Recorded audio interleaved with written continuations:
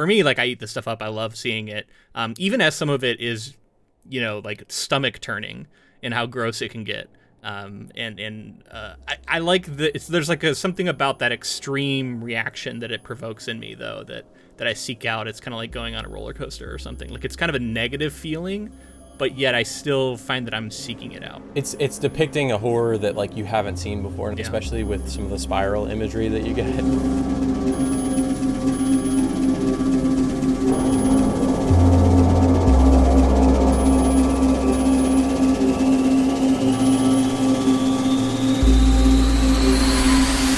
Welcome, friends, to episode 325 of the Ink to Film podcast, where we read the book and then see the movie. I'm writer Luke Elliott. And I'm filmmaker James Bailey. And this week we discuss Junji Ito's 1998 legendary manga series, Uzumaki. So welcome back from Hawaii, James. You've been gone for a couple weeks. We've been off, but we are returning for our Halloween coverage. So happy Halloween to everybody. It's one of our favorite times of year. So I'm really excited to get into this. Horror already, year-round. I think we advocate for reading horror and consuming horror. I love October because the season starts to change, gets really nice outside, and then just till the end of the year, it's the best. Excited to talk about this story, too, because it's like intersecting with another passion of mine, which is manga and Japanese storytelling in general, a lot of anime, that kind of thing. So getting to talk about Junji Ito, who's like a legend, legendary storyteller, and then this adaptation that we've been waiting for years now. That'll be fun to talk about, and I'm excited to watch because I can't wait to see like how you adapt his very specific style into that animated version. Because it is so specific, like his voice is so specific, and they are, from what I can tell with this adaptation, trying to do something akin to that. Yeah, I mean, he's had a lot of adaptations made. I was looking through, a lot of live action attempts have been done. Other animes have been attempted. But it looks like a lot of, the hardcore manga fans have not been super happy with a lot of them. Of course, there are fans of each and every one, and I'm sure there are varying levels of quality to them. But yeah, this seems like this one that's coming out on Adult Swim has been getting a lot of positive buzz. It has a lot more of the look of the manga, just when you see the trailers. So I'm excited to get into that. We will be tackling that next week, the entire anime. I think it's like a 4-episode thing right now. But for this week, we're going to focus purely on the manga, which I'm curious if you were over in Hawaii, in paradise, essentially, experiencing some of this really twisted cosmic body horror. I was. Yeah. I was. So many ways that this always happens with the podcast. And I know that the world doesn't revolve around us in the podcast, but sometimes it feels like maybe there's some spirals at work that are influencing the world that we live in. But because there is a storm coming straight at Florida when I was going to leave for Hawaii, so we actually moved our trip up a couple days, flew out early, and I started reading it on the flight over. And you get a couple chapters in, and you start to see these spirals everywhere and think about these spirals. Then I stopped, and then I'm watching the news back home where my house is, a lot of my friends and family are, and seeing this spiraling thing on the television. I'm like, well, a hurricane looks a lot like a spiral. And then guess what? It becomes a major plot element of this story. So funny. I kept thinking about that. Yeah. Really weird in the way that intersected. I mean, Hawaii was amazing. It was everything that it's hyped up to be. Also, where we went specifically was Maui, and they had the fires recently, which I'm sure everyone's very aware of, was devastating the area. Oh, yeah, yeah. And then people were asked to not travel there for a period of time as they mourned loved ones who were lost and tried to build back up the area some. But per being there and having someone advise me beforehand, they would prefer people to come back and actually travel and immerse themselves in the tourism side of things, because that's how a lot of people are making their money. Sure, yeah, that's a big part of their a lot industry. of the locals are hoping that people will come back. So just doing my part to say, if you want to and you've been planning to, go back to Maui and support them and help the rebuild. Everything's amazing and beautiful out there. Don't think that the fire, like what has been burned down, is going to prevent you from having an amazing time. And again, be respectful to the locals, of course, and their local culture and everything, because it's not just a place to visit, it's also where people live. So that's kind of the push and pull of Hawaii is really interesting, having been there and spent some time there. I mean, just to say some of the stuff we did dives off the coast that were incredible, some of the most amazing things I've ever seen. We went out to the rainforest out there, which is we did the road to Hana. We went up onto Haleakala National Park, which is a volcano, and watch the sunrise. I mean, just like crazy stuff, bucket list kind of things that really were like it was an amazing trip. I've never been, so one day though, I think that's on the list of places I gotta go. So it looked incredible. I'd be excited to see that your pictures and everything. But I think for now, let's move into Uzumaki, which is about as far away from Hawaii and vacation as you can get. You'd be surprised though, because Hawaii is pretty close to Japan, which is let's Oh, there you immerse go. ourselves in Japan in general. Yeah, the Junji Ito. Let's talk about history with this person, right? Yeah. I know you and I had an interesting interaction like fairly early on in the podcast where I don't know if someone recommended this story to you, but then you recommended it on to me. And that was the Enigma of Amigara Fault. So I know both of us have read that, and it's really like that's such a good, I think, taste of Junji Ito's style and some of the things that he gets into. Yeah, I became an instant fan after reading that story. And I've read a few others that are available online. It seems like a lot of his work is kind of like short story-esque, like single issue kind of things, and you can find them online. But I had never tackled this one or any of his other like major works. And obviously Uzumaki is this like 20-part series that, was released episodically, but then collected in this big omnibus, which is what we ended up reading, which had like a, like lost chapters at the end, and then also like an afterword. And so it had all this additional materials and some color pages, which were really cool to see. Yeah, I love that kind of stuff. And I think purists will tell you too, speaking of colored pages, the colored pages are cool, and that's often something that artists want to do to like represent it. And people love to see that pop of color. But Junji Ito and a few other, like the Miura, who's the author of Berserk, and a few of these manga are very well known for being those black and white stories. And so that's why it's cool that this animation that they're creating is also going to be keeping to that black and white style and try to really match his style. Yeah. It was cool seeing the color pages, but it didn't feel necessary. Like I could imagine them as black and white. They would have been just as striking, if not more so. It was just kind of more like the novelty of it. It felt like a special edition kind of thing because we had this big omnibus.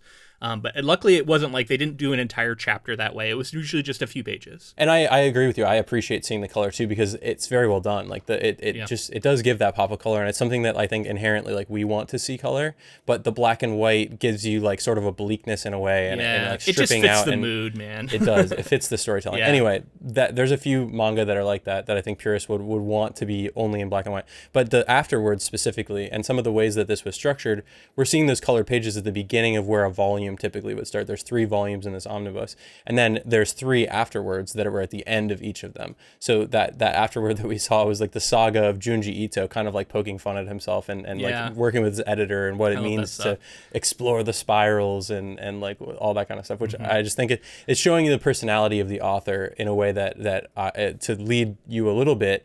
I love this person. I think that from my exposure to him, many artists that I respect revere him and love his work and his art style and are influenced by him. And then in reading some of his stuff, I've gone on to see some of his influences, and like I love how like that chain just continues on. Yeah. Well, we'll talk about his bio here soon, but I totally agree. I watched a bunch of videos in prep for this, and a lot of them were interviews with him, and the guy just loves cats, so they have him come on and like talk about cat videos. And he's just such the like sweetest man, you can tell. And so genuine, and he draws the most like horrific stuff. Like, if you haven't, because this is audio. If you're listening as a podcast, or even if you're on YouTube, you have to see this stuff to really understand what we're talking about. It's truly horrific. And usually we kind of talk about like who we'd recommend stuff for. And for me, like I do broadly recommend this, and I broadly recommend his work in general. With the only caveat being of like some of this stuff is just going to be too disturbing for people, and they're not going to like it. And I think that's totally fine. I think you got to recognize for yourself, like my wife is someone who I'm not showing a lot of this art to because it's going to bother her. It's going to give her nightmares. And so it's just not even worth showing it to her. And for me, like I eat this stuff up. I love seeing it. Even as some of it is, like stomach turning and how gross it can get. I like there's like something about that extreme reaction that it provokes in me though, that I seek out. It's kind of like going on a roller coaster or something. Like it's kind of a negative feeling, but yet I still find that I'm seeking it out. It's depicting a horror that like you haven't seen before, and especially with some of the spiral imagery that you get, and the way that like the stories tend to be like aware of the fact that they're horror, and they're not trying to be like really grounded horror that's gonna to me, it's not the kind of thing that's gonna give me nightmares. I think that it's disturbing imagery that messes with you, and you're like, holy shit, this is off-putting to look at. But there's something else about like home invasion stories or all these other things that give people like actual horrors that feel grounded. And this always felt like it was like, it knew it was horror, and yet it's able to like show you like how far is Junji Ito willing to go, and like what can he do to provoke those sort I of did like find I was reactions in laughing you. sometimes. There you go. Yeah, and that's kind of what I mean. It's like Yeah. the horror. It's an interesting space in horror that like walks the tightrope of many tones. Yeah. And I can both take it seriously and then also laugh at like, it's like almost like Saw in a sense, but like way more, I think, nuanced than that. In the way that it's so like, what kind of bizarre. traps can they create and what kind of crazy shit can happen? Yeah. But he's sort of doing it more with like supernatural and not what like humans can do to other humans kind of thing. Right. So, admittedly, I'm not an artist, a visual artist, and I'm very new to manga in general and comics, even in a larger sense. But when I was watching all of these videos, trying to learn about Junji Ito, a lot of them had analysis of what makes his art so interesting and so effective. Cool. And I'll do a very poor job of describing it as well as some of these videos. I'm going to link a couple of them just as reference materials in the show notes, and I do recommend them. But one of the things that I did take away from it was how he is a master of the medium in which he's working. And he uses different techniques that I thought were really interesting. And one of the ones that didn't occur to me when I was reading it, but after I heard about it, I'm like, oh, that makes total sense. His characters tend to be pretty simple looking and simply drawn. They're not very highly detailed. They're almost more cartoon-like. I guess the idea is that you can kind of put yourself into their shoes when characters aren't as highly detailed. So they become vessels for like you putting yourself into the story. And a lot of his characters were kind of drawn that way. But he learned from one of his influences, which we'll get into, this technique of having your characters not be very detailed, but when they encounter horrors, the horrors are incredibly detailed. Yeah. And the difference between the incredible detail and the simplicity of the characters highlights, it's like a focus thing. It's like makes you realize how much the characters are focusing on it, and it makes you, by extension, focus on it too. And something about that detail just like really brings that to life. And these are all like concepts that are in manga and in animation and stuff that are something that he is just a master of. I don't know that I would have articulated that way, but it makes so much sense. And it forces you for those splash pages or those times when they do those massive reveals. You look at it and then you look away and then you look at it and you're forced to look at it for a longer period of time to really get all the details. There's so much detail. You're like looking at all the little line work and you're like, there's so much here. I could stare at this for a long time. Whereas if every shot of the character when they're just talking back and forth, if they were super detailed and hyper realistic, that's then that the impact isn't as well. And apparently that also helps the pacing, because there's less detail. You can read it quickly. You don't have to spend a lot of time on each. That was going to be my next point. Is a lot of the times when it's just like, as much as this is, and like I'm very familiar with comics and manga in general, as much as this is a visual medium, there are times where it's exposition heavy. When that's happening, often it'll be a shot of like, the exterior of a building, move in a little closer, reaction shot, that kind of thing. And in that way, you really can just like read the text, understand the context of the scene based on each frame, fly through, and that sort of propels you towards these horrors, and you're kind of like drawn into it like a whirlpool or a spiral, like falling into the story. Because as I got closer to the end, I was flipping through the pages so quickly, and then I get close to the end and I'm slowing down and I'm like, oh my god, what the hell? And I just think that fits like the form of the story is also like fitting the subject matter. Yeah, and we talked about those splash pages, and I think that's one of my delights in reading this, is how much of a master he is too at like setting up anticipation for a scary reveal. And just like the characters, like there's a scene in one of the early chapters where they're going to investigate the death of Shuichi's father, and when they do, like it's set up like they come into a room, they see this tub, they open the lid, there's like a reverse shot from inside the tub looking out at their faces, and you see the horror on their faces, and you have to then turn the page, and like whatever is making this reaction is on the other side of this page, and that act of turning the page is so unique to reading it in this way, right? Like, you don't get that in a movie, you don't get that in an anime, but in manga you get that, and you have to be the one to turn the page, so it like challenges you to be like, what am I gonna see? And he just delivers on those moments so well, where it's something you just like couldn't have even imagined. It's so horrifying looking, but also, like, again, I also find that I'm having fun with it. I'm laughing at the same time that I'm horrified, because I just think it's really cool on top of being really horrifying. Now, that's not to say there's not some really, really gross shit in here too, and we're going to talk about moments where I actually did have like a stomach-turning reaction to it. And that's all highly subjective. Like, some stuff that I might just think is really cool, you might find really, really gross, and you never know. But it's just something that is like a visceral reaction that I think if you like horror, you should absolutely be a Junji Ito fan and appreciator, and you should check out some of this stuff. Especially because if you're a horror fan, more than likely your favorite horror artist is in some way connected to or likes or is influenced by someone like Junji Ito, because he's been working in the space for quite some time. So my expectation of the story, I've seen some of the splash pages before. There's on. This is a highly like memed story. Like, it's on the internet. I agree. Some of the stuff I'd seen. There's the imagery of the girl with the scar that we'll talk about. Azami. That's one of the most iconic images of all of his work, probably. More than likely, if you're a horror person at all, you've seen that.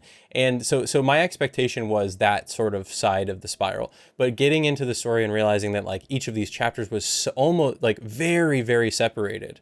And then eventually, as you go on, they become more and more and more connected, which I actually really enjoyed to like tie it all together. Because at first I was like, oh, so these are just like kind of horror one-shots that are all connected by the fact that it's like a spiral thing. But then there is that connective tissue that I think it makes for a really fun story through and through. Yeah, so our coverage is, we decided, there's too much that happens in this. It's 20 chapters. There's a lot that happens. So we're going to give kind of a bird's eye look at it.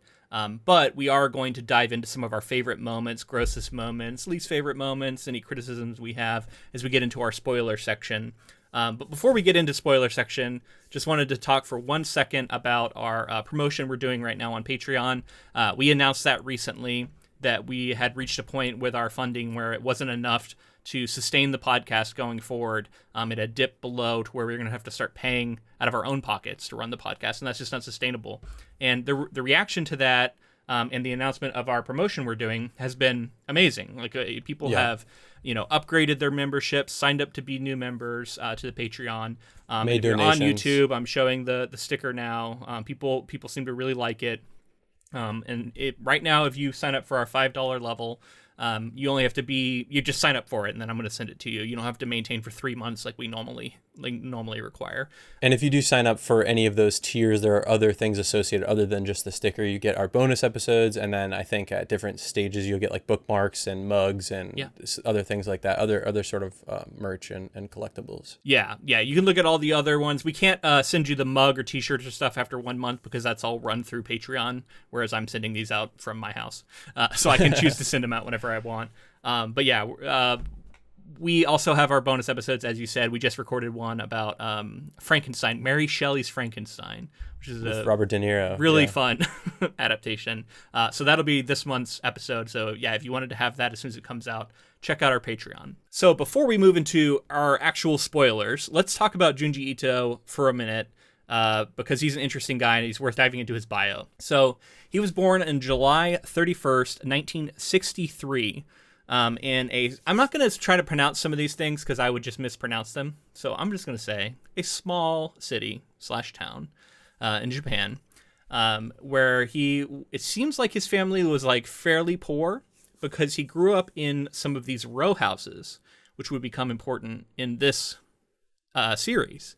So he grew up in a similar kind of home to these where, you have a shared wall with another family. He also had like his bathroom was down a tunnel and it was like infested with these spiders. So whenever he would go to the bathroom, he'd be like surrounded by insects. And apparently that was like really foundational to him even as like a little kid.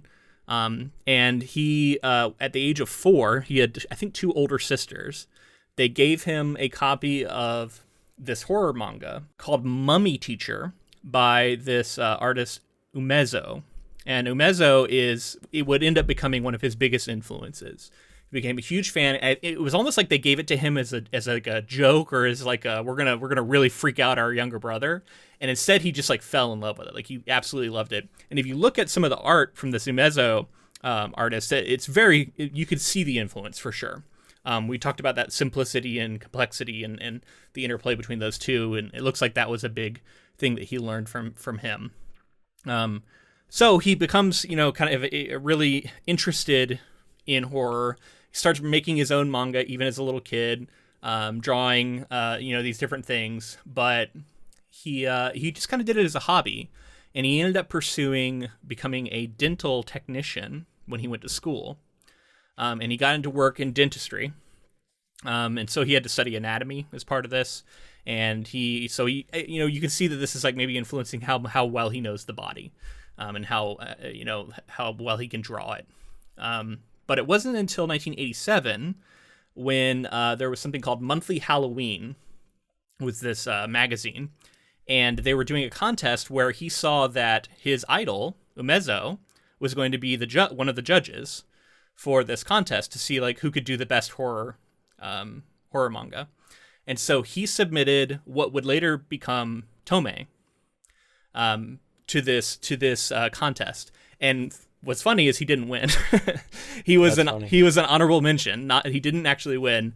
It was unclear. It seemed like there was maybe no winner ever announced for this contest, so I don't know what happened with it. But he was an honorable mention. I'm sure that he was fine with it because he had someone that he looked up to able to like judge his work. In a sense, and that was like what drew him to it. He just like, this is an opportunity for someone that I idolize to take a look at my work. And this ended up launching his career, and he ended up actually producing Tomei and having success with that. So I am realizing during the history with the material section, I didn't really reflect on some of the stuff that I have consumed. Tomei is something that I have read at this point. Okay. And also for people who are interested, while we're going to cover this Adult Swim series that's coming out for Uzumaki, there are a couple of collections that, again, people don't necessarily think are the greatest of depictions of his work, but there are things out there that you can consume if you're not interested in reading his work, which I would recommend just reading his work. But I watched the Junji Ito collection on Crunchyroll, and I've also seen the Netflix series that's like fairly recent that came out called Junji Ito Maniac, Japanese Tales of the Macabre. And those are cool because some of the most famous stories that you'll have heard of from him are adapted in there. So and then maybe at some point we can revisit some of those on an individual basis for like bonus episodes or something like that, so that we can get more Junji Ito on the podcast. Yeah, I'm like I said, I'm a massive fan of this guy, so I'd be down for that. Definitely let us know which ones you'd be most interested in. But as for Uzumaki itself, so he gets his start in 1987, and he, published Tomei and had some other success, but really he started releasing Uzumaki in 1998 and ran from 1988 to 1999. It was later collected into an omnibus edition in 2000. It seems like it came over to North America a little later, like everything was a little delayed. But he started making this big following because this was widely praised by critics. Was nominated for an Eisner Award, and a lot of people now view this as his magnum opus. This is considered like peak Junji Ito. So very highly regarded, and he's just talked about how it was like him trying to figure out these spirals. It was something, he had snails that he had been raising, and he was just noticing these spirals everywhere, and like his fascination with spirals turned into this series. So that's the background behind it. He obviously went on to be adapted. As you mentioned before, he's worked with Guillermo del Toro at one point for Silent Hill video game that never came out. But that was one that was a lot of people were really excited about, and still some frustration about that not coming out. So you mentioned the spiral, him noticing spirals everywhere. I mentioned earlier, I started seeing spirals and noticing and looking for spirals, which is fun because it seats it in the real world and you can say, oh, creepy, there's a spiral there. But it got me thinking too, like in a lot of my studies with film and composition, there's a lot of people that you'll hear talking about like the golden ratio. I'm sure that you've heard this spoken about. The golden ratio is a spiral. It spirals out. Yeah, it's the Fibonacci sequence in mathematics. Fibonacci sequence, exactly. So it's very interesting because often in nature things develop using this ratio or the Fibonacci sequence. It's like this almost like hidden God code thing that people have talked about in the world. For him to grab onto the spiral and sort of start to explore it in the horror sense, like it makes it all the more interesting, I think, and thoughtful as like something that can be, because you wouldn't think of a spiral as being inherently horrifying. No, and in fact, he talked about how in studying art, he found that spirals were usually associated with beauty, and it was considered this beautiful thing, and it was often used Symmetrical. Symmetrical, golden ratios, all these things. But he wanted to turn that. He wanted it to twist it into something horrifying. He also was heavily influenced by other artists. So he, at this around these different stages throughout his life, he became a big fan of H.P. Lovecraft. He became you can see that in his work, definitely. Yeah, I think that's where the cosmic element came into his writing, in his work. You can tell that influence is there. It was mentioned The Exorcist and Suspiria as two big movie influences for him, that he like latched onto it from an early age. Which, we've covered The Exorcist. Haven't done Suspiria. I don't think that's a book adaptation, but it's a movie that I want to watch. I've still never seen. Oh, you definitely should. And honestly, the new one was kind of interesting in its own right. That's what I've heard too, yeah. Yeah, I think both are worth seeing, yeah. That's cool. So I actually found the note about Guillermo del Toro. I just want to read it because I feel like I didn't do a great job of explaining what happened there. So film director Guillermo del Toro, who is a favorite of the podcast and favorite of ours, cited on his official Twitter account that Ito was originally a collaborator for the video game Silent Hills, of which both del Toro and game designer Hideo Kojima were the main directors. However, Kojima, you're just all of these people are legendary to me. Yeah, Kojima, Ito, you got del Toro. I love all these people. Yeah. So, however, a year after its announcement, the project was canceled by Konami, the IP's owner. Ito and del Toro would later lend their likenesses to Kojima's next project, Death Stranding. Which I never played, but I know you enjoyed quite a bit. I did, yeah. And again, because of Kojima, like it's such a classic Konami thing, right? Is for them to like scrap one of his projects or interfere with his vision, specifically Kojima.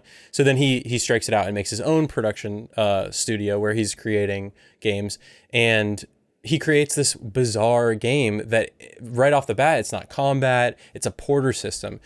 But like the world building around it and the way that porters connecting people and resources, and like it's a really powerful game. And I think like it's one of those games that when it came out, I heard this from somewhere else, so don't quote me on this as mine, but people were talking about it being like the future of gaming, like the idea of gaming not just being fighting games or shooters or action adventure games, like something else in the space. And so again, Kojima making something like this, and then of course collaborating with these other amazing artists, like del Toro is a character in the game, like he's playing a character, but like his likeness. So I just got Conan O'Brien is in it, like a bunch of wild people are just like randomly. And Norman Reedus, obviously. So I just got the Silent Hill 2 remake, and I've been playing it. I never actually played Silent Hill 2 back in the day. I know it's like I don't think I did either. Video game, so I've been enjoying playing that. So I'm having a little more appreciation for Silent Hill as a franchise. So hearing about this, I'm just like, oh man, what could have been? So maybe at some point we'll see some a future collaboration between those. But one more influence I wanted to get out there because it also connects to the podcast. At around the same time, he discovered the paintings of H.R. Geiger. Yeah. And the way that Geiger distorted the human body into these images, that one of the most famous ended up becoming the sort of basis for the Xenomorph in the Alien franchise. But we also know he was very influential in the design of the look for Jodorowsky's Dune, which we talked about as a bonus episode, and what became like a really influential book of this unproduced film, this unproduced adaptation of Dune that ended up influencing everybody. "Quote unquote" greatest film never made. Greatest film never made, yeah. But Geiger is a very important in that lineage of like how all this stuff looked, and then I thought it was just really cool to see that also Junji Ito, was heavily inspired by him. Yeah. So it's just cool to see all these other artists influencing him, and he's often said that he's like, don't give me all the credit for inventing this stuff. I was influenced by all these people. Yeah. He's very humble about it. This brings me to his art, and this idea of like his influences brings me to a little moment where I'm gonna be the nerdy collector and show you some of my Magic the Gathering cards that are actually special guested by Junji Ito. All right, so this is going to be only really for the YouTube audience, but he's got a Doomsday card. It's got some sick black and white art from Junji Ito. So this is oh man, yeah, this is really cool. Plague Crafter card. Yeah, so I'll just fly through these really quick. I just think it's cool to note his style coming into Magic the Gathering was just something that you and I obviously take part in. But in general, I just think it's very cool that they had him as a guest. And I was like, as a massive fan, I had to go out of my way to buy that secret layer that they came out with. And then this one was like a premium card, kind of the chase card in one of the sets that came out. It's fairly expensive. Whoa. It's like you can definitely see that H.R. Geiger kind of style in there, I think. So anyway, I just thought that that's cool to note because like he's the type of artist that clearly like he reaches into many different mediums and means a lot to a lot of different people, and specifically his art style is kind of one of one, and it's cool to see him like represented in that way, and then just this story in general and how much it means to the story, and like we've talked about comics and manga in the past, but it's like it's the marriage of the two mediums that we often talk about, right? It's the visual and the text-based like sort of novel-esque format of you going at your own pace. And like that just brings like a certain, it's almost like we need a third element in the podcast to really dig into it. But I love getting to talk about it because we it need does a comics mean a lot. creator on here. Yeah, something like that, because it is its own thing, but we get to both kind of merge the things we love and talk about it in a single format. And for somebody to have mastery over both things, I always find to be so impressive. It's really cool, man. And just one more thing about that Fibonacci sequence and the spirals is I know a lot of this stuff because I'm a big fan of the band Tool. And they famously have a song, Lateralis, which is all about this. And in fact, represents the numbers a lot and the syllables of the lines and a lot of the way that the music is composed. And so I was thinking that like, now that this anime is out, people have got to start making those, what do they call them, AMVs, anime music videos. Make an AMV using Lateralis to this. I haven't even seen it yet, but I just know already that it would be sick for Uzumaki. That would be really, perfect. Really cool. I need to listen to that. I know you've told me a lot about Tool, but I didn't realize that a song like that. I'd love to oh yeah, it's all about spirals. And in fact, like there's a big thing in the Tool fandom where people talk about Spiral Out. Like that's like listening to Tool and like falling down the spiral into the music and like, you know, really appreciating just the complexities and everything. That's awesome. Yeah, because they're very intentional. Immediately drawn to Uzumaki for that reason. Yeah. But let's get into what actually happens in this thing so we can talk about some specific moments, some highlights, some really gross out moments. So Uzumaki follows a high schooler, Kirie Goshima, and her boyfriend, Shuichi Saito, and the citizens of a small, quiet Japanese town of Kurozucho, the Black Vortex town, which is enveloped by supernatural events involving spirals. Oh, I also wanted to point out that Uzumaki apparently means spiral. It does, in Japanese. The reason I knew that is because Naruto, his last name is Uzumaki, and his symbol is a bit of a spiral. How about that? Cool connection. Maybe he's from here. Maybe he is. Yeah, even the hidden leaf is the village hidden in Kurozucho to blend the two worlds there. So, as the story progresses, Kirie and Shuichi witness how the spiral curse affects the people around them, causing the citizens to become either obsessed or paranoid about spirals. Shuichi becomes reclusive after both of his parents die from the horrific psychological and physical powers of the spirals, but also gains the ability to detect when the spiral curse is taking place, although he is often dismissed until the next paranormal effects of the curse become obvious. Eventually, Kirie is affected by the curse as well when her hair begins to curl into an unnatural spiral pattern, drains her life energy to hypnotize the citizens, and chokes her whenever she attempts to cut it off. Shuichi is able to cut her hair and save her. As the community begins to break down, the curse continues to plague the town until a series of typhoons conjured by the curse destroys most of its structures. The only remaining buildings are ancient abandoned terraced houses, where the citizens are forced to move into and then begin expanding as they grow more and more crowded. Okay, so that moves through a ton of plot. Yeah. But I wanted to get that out there, and then we can kind of touch in here, because a lot of really, really iconic moments are here early on in this. Yeah. But what are some standout moments from these early chapters that you want to talk about? Well, it's funny that you say early chapters, because I want to just start by saying, like, the first like 2/3 of this are like kind of disconnected, like I talked about before, but each of the stories, with a couple maybe lower lights, if we're talking about highlights, maybe a little lower lights, not bad, but not quite as good in my opinion. Okay.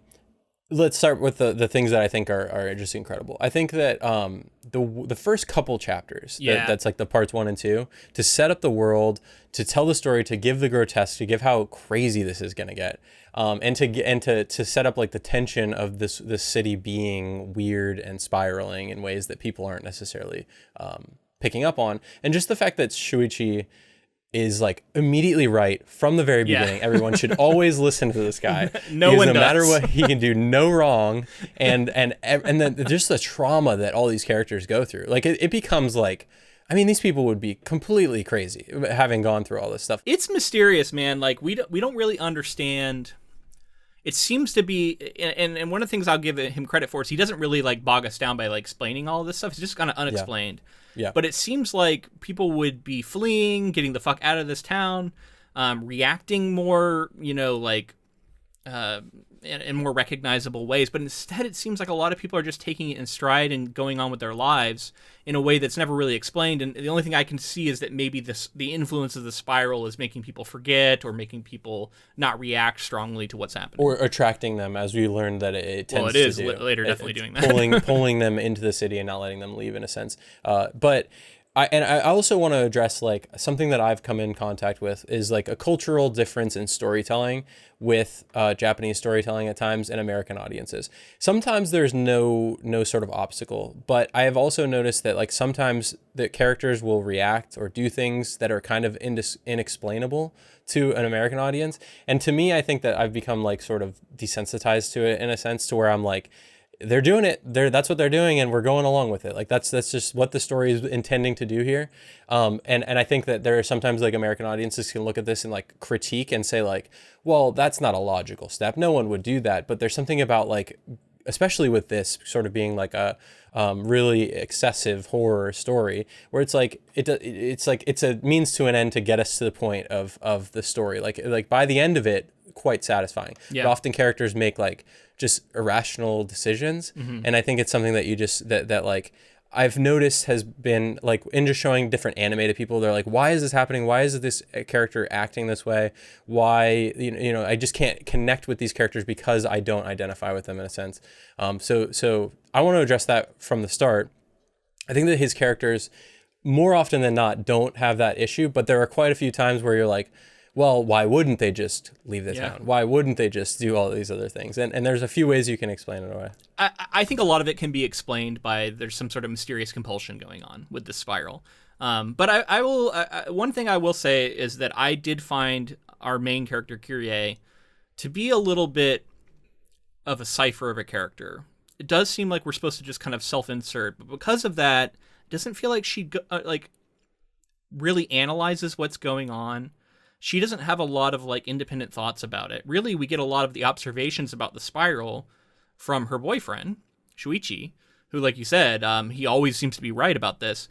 But so much of her, she's just kind of like floating through these stories, and like she'll like have a friend who something absolutely horrific happens to, and she's afraid at the end, and she gets scared by it. But she doesn't seem to like, it doesn't seem to change her, and she doesn't seem to like carry it into the next issue at all. She's just kind of back to neutral. Sometimes the story will carry over some of the implication of what happened in the last chapter. Like, but there are definitely several as a character not dealing with the trauma, no, none of them. And that's what I was trying to get at is like, except for Shuichi, he seems like he's getting more and more deranged as he goes. That's true. That is true. Every time you see him, his eyes are even darker and crazier and more bloodlined. And like, I love it. His glasses get more and more fractured, which I feel like represents his like ability to see the spiral. Yeah, true. But she tends to just go from, she's reactionary. And I think a lot of the characters are very reactionary in the story and not like sort of making a plan to navigate any of this. They're just like, well, the hurricane hit, so we're just going to live in a creepy house now. Yeah. That's all we can do. So the Azami chapter 3, really, really cool. Like you said, it's the scar. She's got the scar on her head that's like a crescent, and then it slowly turns into the spiral, which like bores into her head. And the reveal, it's got one of the splash page reveals, which is one of the most iconic pieces of art from this entire series where her eye is like resting on the edge of the spiral and then it just falls into it and gets sucked into there. So gross and so awesome. And then I love the way that this is one, like I love it when there's like a real thematic complexity to what's going on, where there's like layers of what's going on. And for her, a lot of it is she is used to like the attention of boys, and she becomes like she herself is a spiral in the sense of like a whirlpool and sucking things in, and she wants the attention, she craves the attention, and then the physical manifestation of the spiral sort of represents that for her, and in fact she ends up even swallowing an entire boy and towards the end of herself. this, and then it consumes herself. So you can say okay, so there's more going on here. It's not just the horror, like there's something being said as well. And I mean, most of them are like that. I think, like you said, the complexity is where the range happens within these stories. Like there's the one that you mentioned, like the Medusa hair one, very similar kind of thing. This I like girl that one a lot. wants the attention, and that similar, attention leads to her eventual downfall. Yeah, that's a lot of the competition between the two of them, where she's trying to compete with them.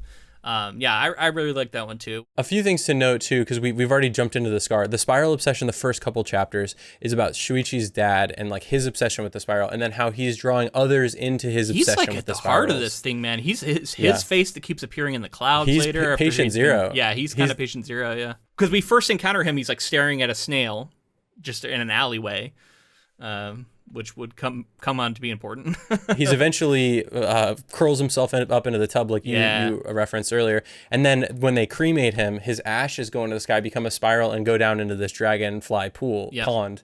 And that becomes very important to the story as well. Our main character, Kyrie, she gets drawn into this, and her dad gets drawn into this because of his dad. Shuichi's father comes to him and is like, I want you to make me ceramics of the spiral, because it's like that's the most beautiful piece of art. And then he kind of infects him with this idea of the spiral, and he starts to try and make this weird pottery, and that's I think part 4 here. It's called The Firing Effect, or chapter 4.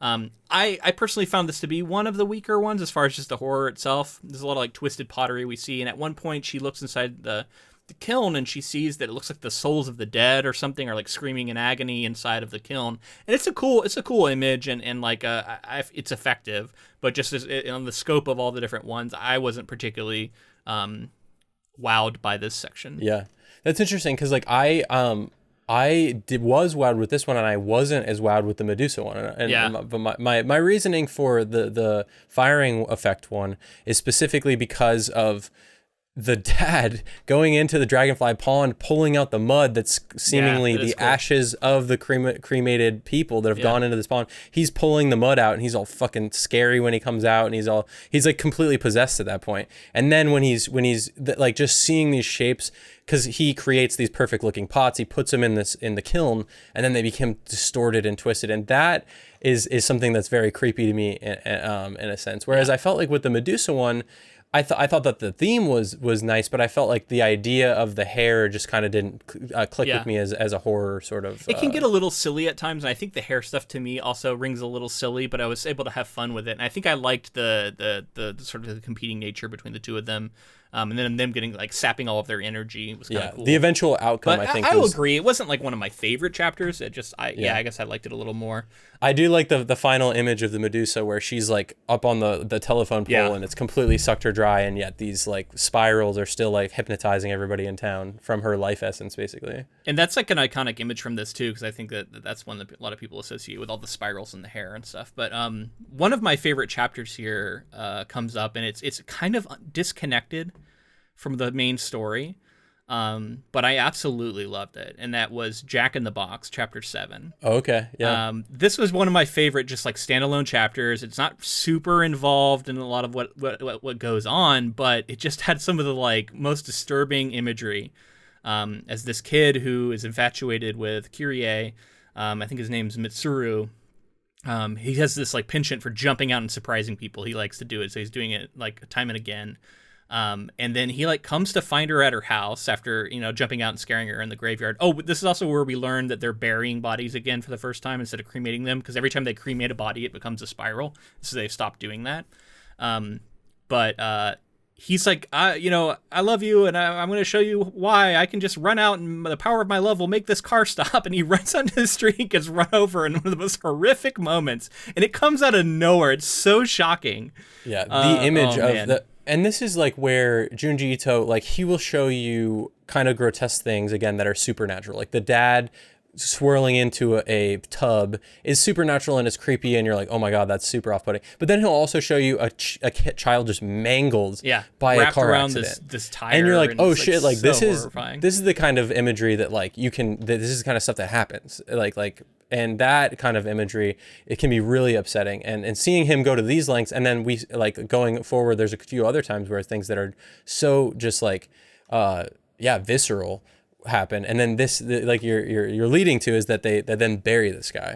So they bury him, and she starts to get haunted by this Jack in the Box that like it's like talking to her, and then he had gifted it to her. And so they decide that they have to go dig him up for some reason. Shuichi decides that, right? Because he always knows better. He's like, we gotta fucking stab it with a stake like a vampire. We gotta kill it. Yeah, it's like a vampire because he's gonna come back.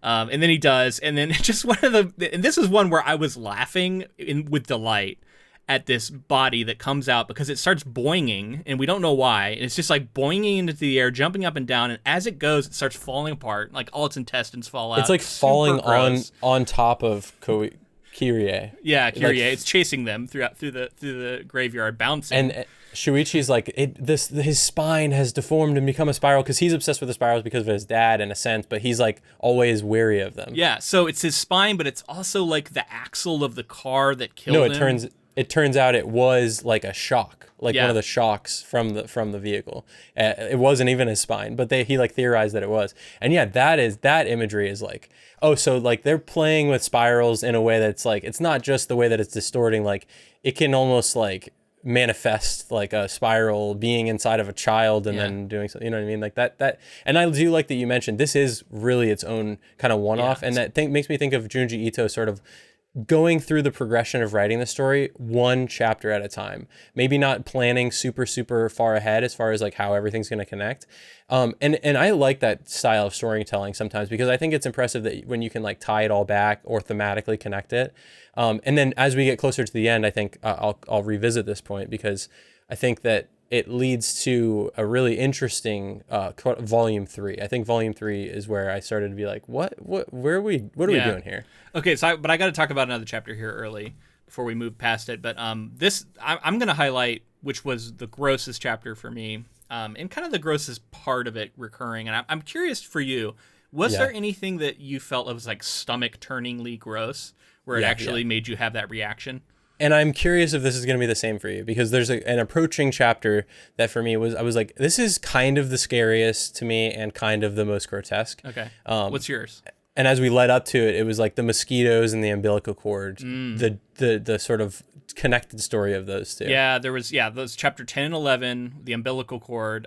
There's this whole thing with these mushroom placentas. Well, let's set it up from the beginning, right? Like we have to. Mosquitoes is the first chapter. You're just learning that the mosquitoes are in town, and it's so. Kyrie ends up in the hospital after a previous chapter where she was burned. We'll revisit that, I'm sure. There's a bunch of mosquitoes in town, and they happen to be swirling, flying, and which was one of the early images. That just reminds me. The way that mosquitoes do that. That was like one of the things that he was originally fascinated by. Oh wow.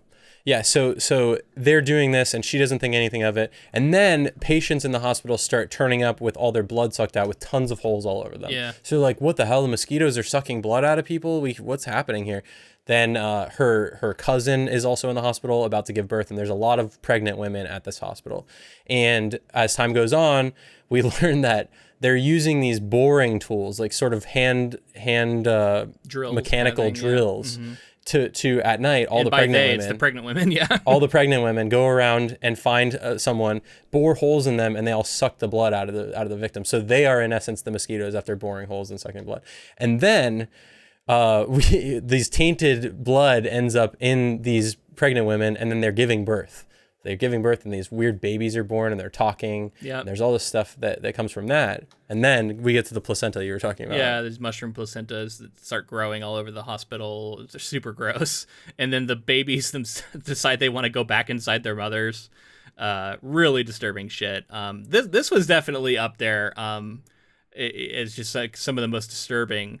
And did you say this was like the grossest to you, like stomach? To me, stuff? the going back in the womb, Oh, the stitched up stomach, the praying, pregnant women, however you would consider that. Yeah, it was really disturbing. It's super fucked up. I could see it. So this actually wasn't the one that got me most though. Mine actually came right before this, and it was chapter 8, the snail. Yeah, it's a super fucked up. The first time we see a person turn into a snail, he has a shell emerge from his back. He starts getting like wetter, and then he slowly starts to turn to a snail. His eyes pop out of their sockets and grow like stalks. That was super gross. And then he has this bully who's been like making fun of him the whole time. Same shit happens to the bully. He also turns into a snail. And then the two snails that are human snails now mate with each other in one of the grossest fucking sequences and lay a bunch of eggs.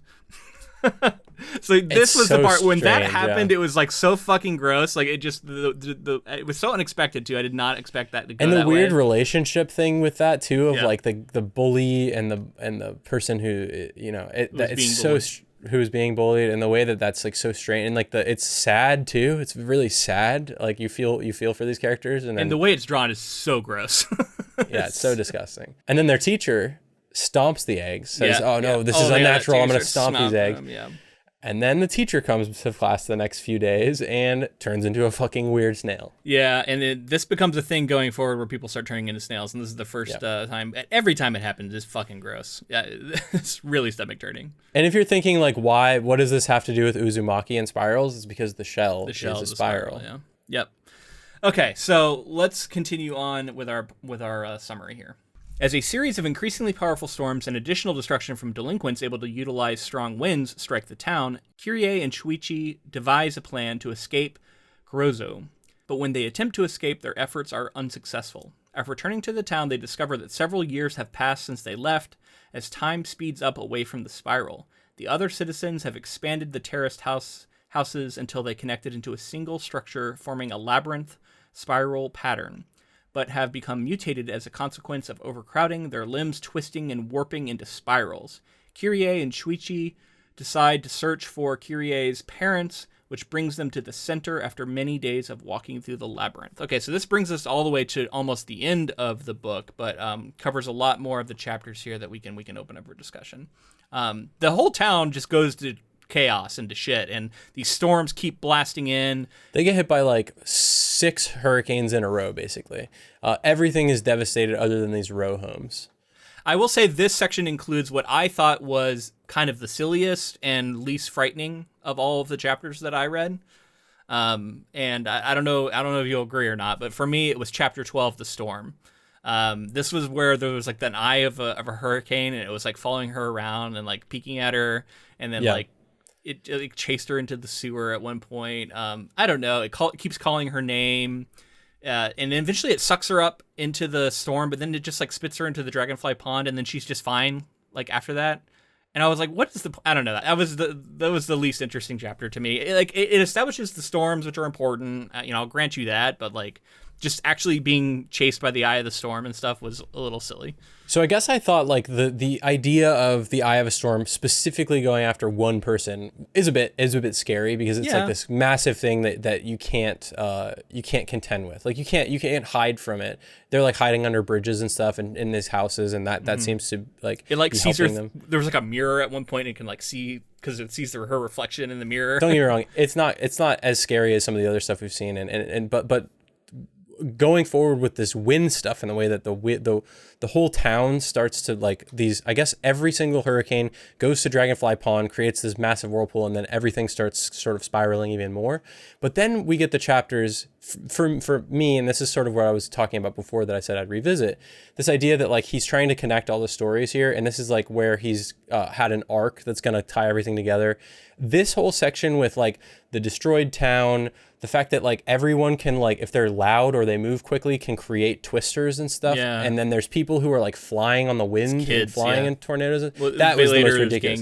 That was the part for me that I was like, this is silly. This is like, I am still along for the ride. I think the idea of a destroyed town and how things have been distorted and twisted and the town is in total ruin is interesting. But then we spent quite a few chapters of like that kind of thing happening. Then we get the people starting to eat the snails, which gets into more of the fucked up stuff that was really then disturbing. Yeah, that sort of got me back into it the last, like, I would say 3 to 4 chapters. Yeah. Like, before we leave it behind, I do want to back up a little bit. I'm realizing there's a chapter, another like first half chapter. Apparently I really liked a lot of the first half chapters, but there's some later stuff I'll get into too that I really liked. But there was a chapter called the Black Lighthouse, I think it's called. Yeah. And I was just laughing because I'm like, anytime you go to a lighthouse in horror, it's going to be a good time. Oh yeah. And just like, it brought so many. It brought like Annihilation. You wrote a story that deals with lighthouses and sort of like kind of cosmic horror, entities, and so bringing all of those things to mind. Yeah, they're going into this creepy lighthouse. It's on and the way that it's blasting out its light in spirals. That was so fucking cool. Yeah. And the way that the staircase just goes on forever, and it, like, I love that stuff. And then finding the burned bodies, and it's like, why are they burned? And then they come up to the top, and the melted look of this beam that has been, shooting out, like it's a Fresnel lamp that like typically has like rings in it, but the rings have melted to become spirals. Of course. And it looks like this big giant eye. It's so cool looking, and then the realization that like this is what torched them. This is going to kill them all, and they have to flee from it. And the way it just, I don't know. I really like that section. I love the lighthouse stuff. And that's where she gets burned and ends up in the hospital to tie all that back together. Yeah. Okay, so later on, the town erodes, falls apart. They're just like kind of going through the ruins. We get a couple times where like strangers are coming in. There's like a reporter who comes in with a crew. A bunch of people die immediately. People are apparently, a bunch of people are pouring into the town trying to provide aid because it's been hit by all these hurricanes. But once they come in, they can't leave, so they're becoming trapped there. And these row houses, they start expanding them because they find they're the only place that's like safe from the storms. And so they're getting overcrowded. And then they start expanding them because they're like, well, if we expand them, then we'll be safe.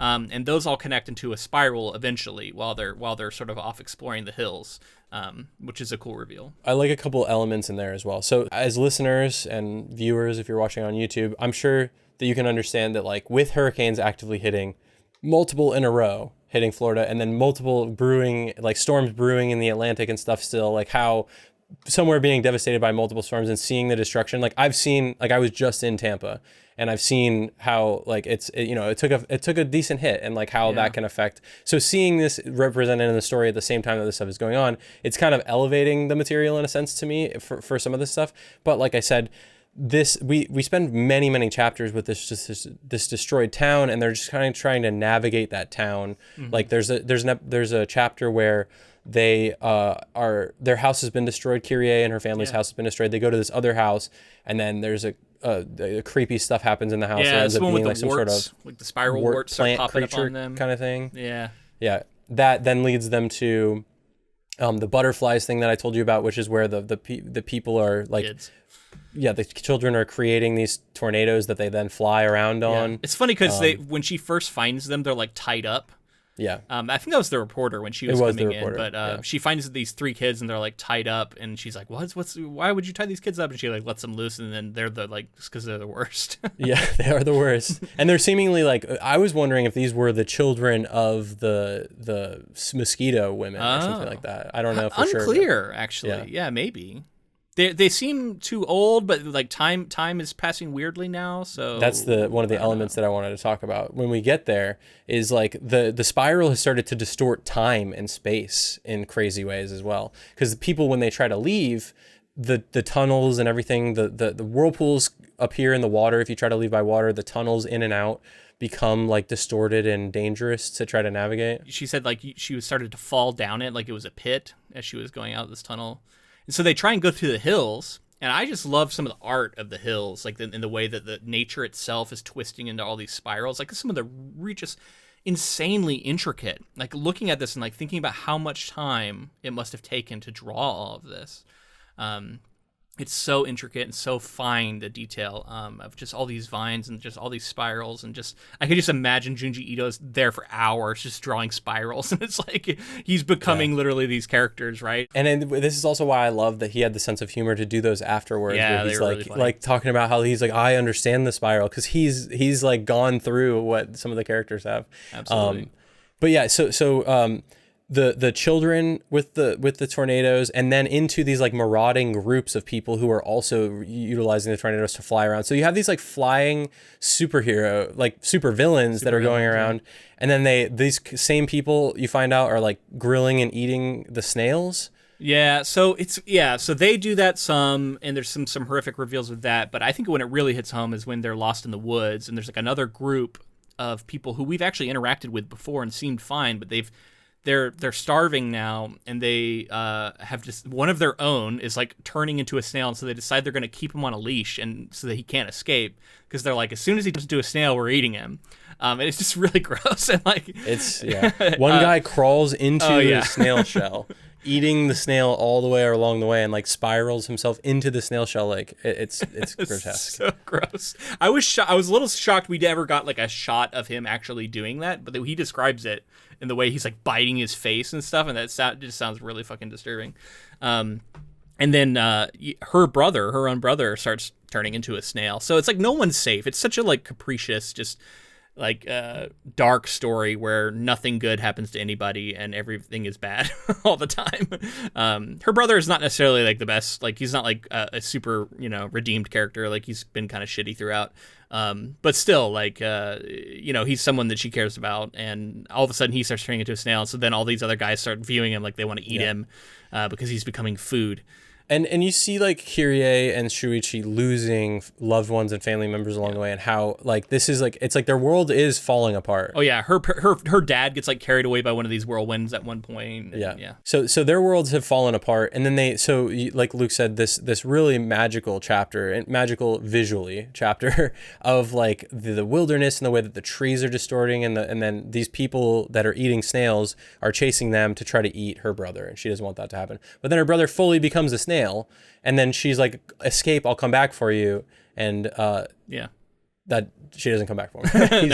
And because the story is so bleak in the way that kind of some of the things come to an end here. Although the guys who are chasing her also then just transform themselves into these twisted versions of themselves as they become obsessed with spirals, I guess. It's very interesting the way that like you can kind of manifest that in yourself. Like they become so obsessed with spirals that's all they think about, and they're like, I just love the idea of eating the spiral, and then they're spiraling themselves, and the next thing you know, they're all distorted and they turn into spirals.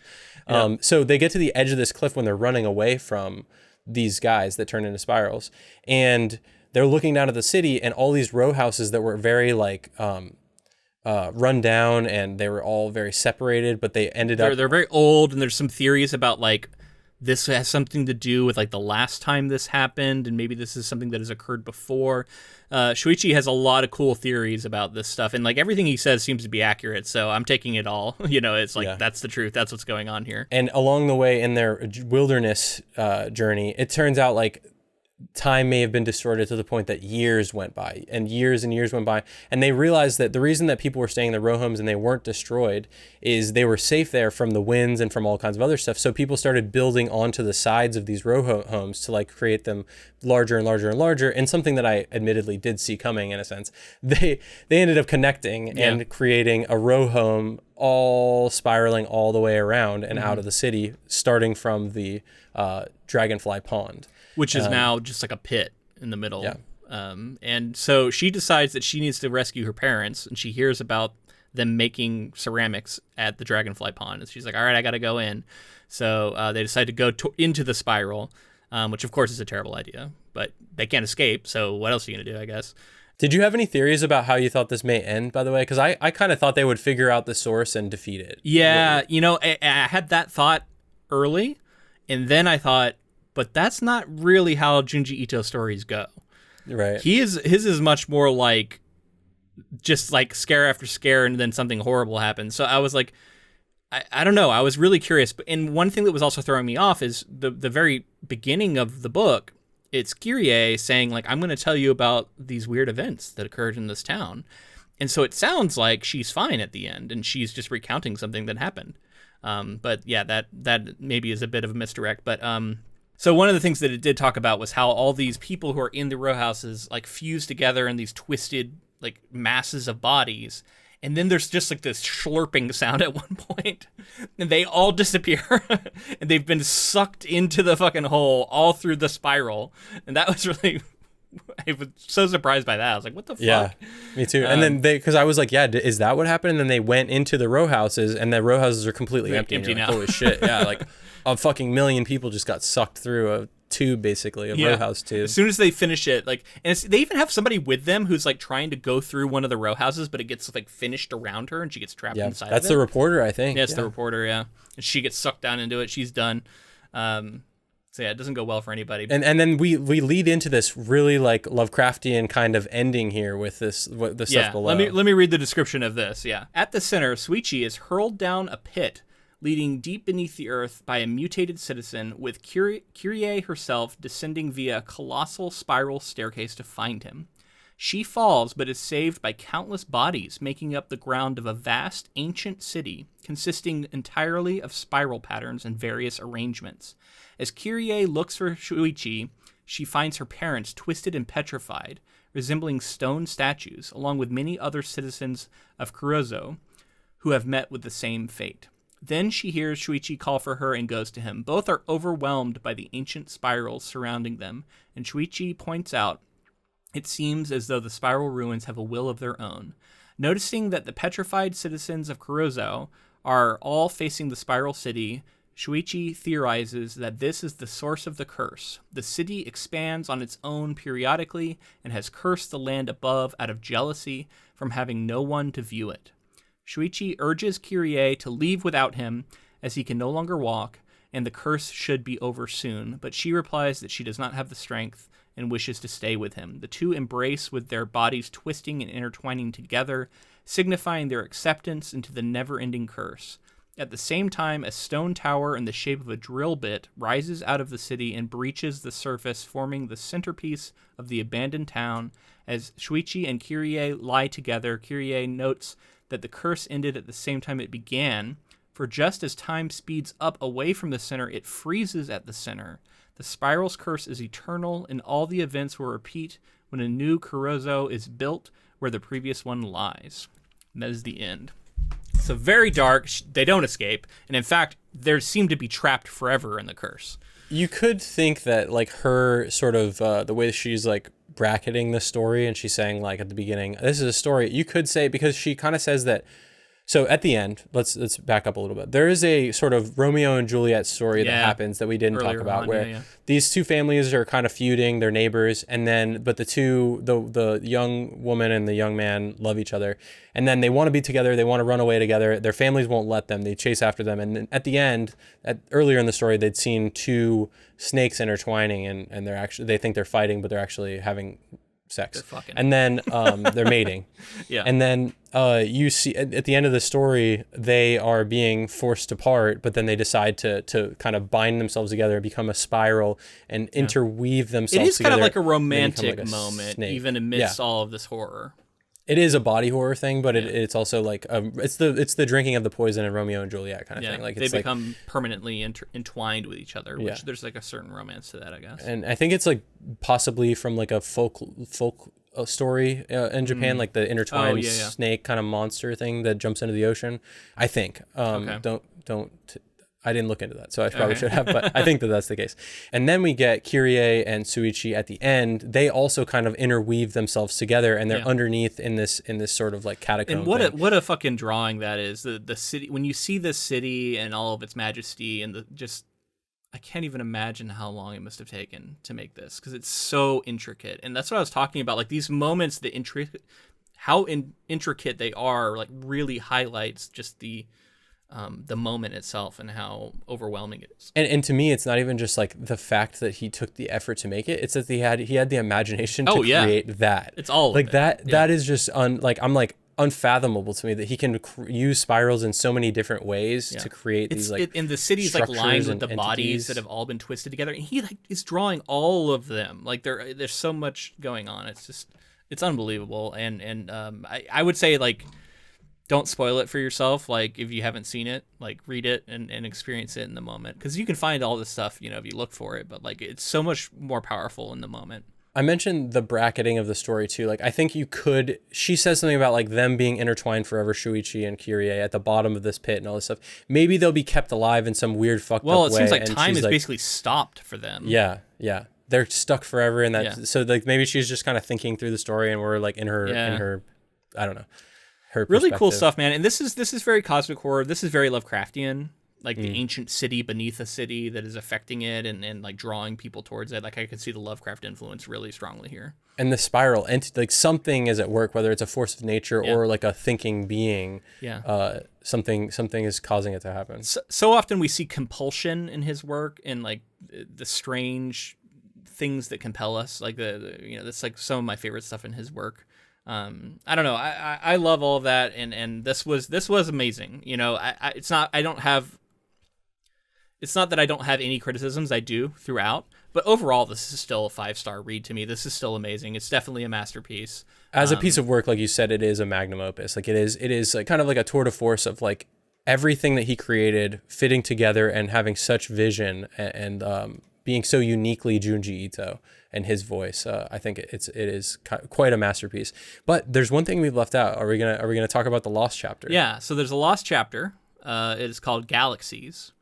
It occurs at the end here, and I guess this is supposed to occur at some point when the town is still unclear, still intact. So I was gonna come into this yet. and say like I don't think it actually matters where this takes place, because in a sense the characters should have some prior knowledge of spirals being crazy and bad if it's happening before the beginning of the stories, or is it just slotted in somewhere is kind of what I imagine in the middle. But again, they seem to have some amnesia about these events anyway, so but yeah, it's basically it's all about astronomy and like viewing the spiral galaxy, which is, you know, Junji Ito like finished this series and then he was like, fuck. He's like, galaxies. Talk about the galaxies. He's like, they're spirals. Yeah. He's like, how could I have left that out? So then he's like, we're going back for more. People probably responded really well to the series, and he was like, they wanted more, and he wanted to create more. So it is funny because it's not like this is like some explanation, which I thought maybe there'd be some cosmic entity, some galaxy entity that caused all of this, and maybe you could argue there is a connection there. Something maybe like one of these galaxies is conversing with the city, but then like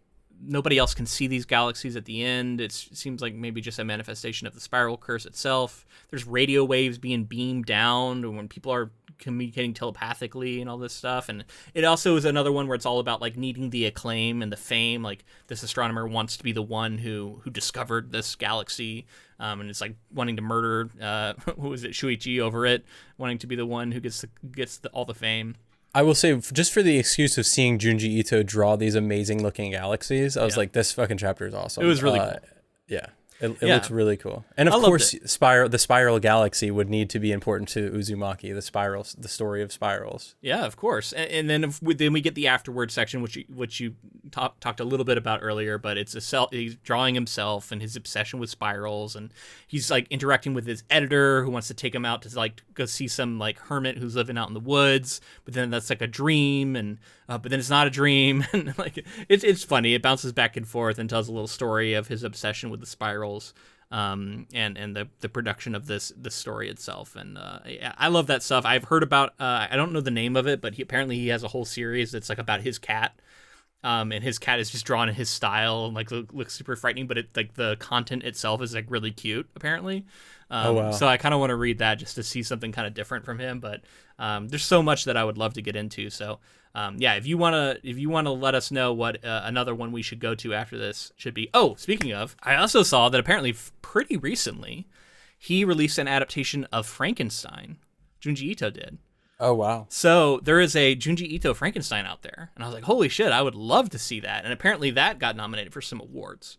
And is really highly regarded. And speaking of, Frankenstein, we just covered it on Patreon. So if you enjoyed our coverage and you would like to help us out monetarily, you could check out our Patreon coverage of Frankenstein. Yeah, and I'll be the person who's like kind of stepping out on a ledge here and say that there's also the Guillermo del Toro, to connect it all together, Guillermo del Toro Frankenstein that's going to come out.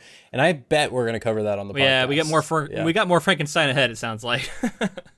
If you enjoyed our coverage, please let us know in the form of a rating and review on whatever podcast app you're listening on. And if you're on YouTube, make sure to like and subscribe to our channel and comment below your thoughts on this. We'd love to hear from you. And be sure to connect with us on social media. We're on Facebook, Twitter, and Instagram, all of those at Ink to Film. We're also on Blue Sky, TikTok. We're all over the place. So real quick before I let you go, thank you first off for sticking away here to the very end.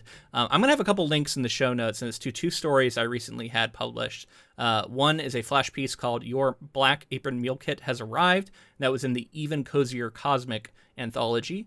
And then I have a short story called Beyond Heaven, which was released in the Beyond the Vanishing Point anthology. So I'll link both of those below. I'm proud of them. I'd like for people to check them out. Okay, well, I really enjoyed talking Junji Ito and talking Uzumaki here. So glad we finally got to get into him. Me too. And honestly, I feel like we could have another hour-long conversation just talking about manga and Junji Ito in general, just because I find the subject to be fascinating, and I consider myself fairly well-versed in this stuff.